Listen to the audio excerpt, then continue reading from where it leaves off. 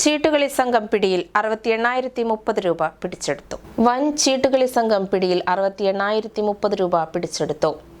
Kodungallur police station പരിധിയിലെ കാവിൽക്കടവിൽ ചാണാപ്പറമ്പിൽ ബിൻഡയുടെ വീട്ടിൽ പണം വെച്ച് ചീട്ടുകളിക്കുകയായിരുന്ന 8 അംഗ സംഘത്തെ പോലീസ് അറസ്റ്റ് ചെയ്തു.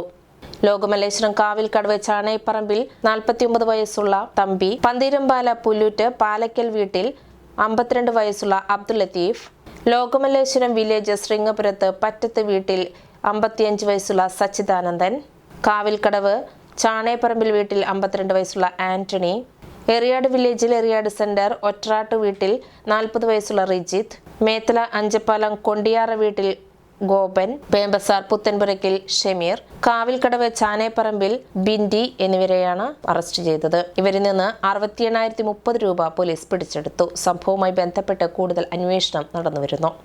തൃശൂർ റൂറൽ ജില്ലാ പോലീസ് മേധാവി ബി കൃഷ്ണകുമാർ IPSന് ലഭിച്ച രഹസ്യ വിവരത്തെ തുടർന്ന് കൊടുങ്ങല്ലൂർ DYSP VK രാജുവിന്റെ നിർദ്ദേശത്തിൽ Kodungallur police sub inspector Sajil KG, probation sub inspector Vaishnav Ramachandran, senior civil police officer Girish, civil police ഓഫീസർമാരായ ഗോപേഷ്, സുമേഷ്, ബിനിൽ എന്നിവർ ചേർന്നാണ് ചീട്ടുകളി സംഘത്തെ പിടികൂടിയത്.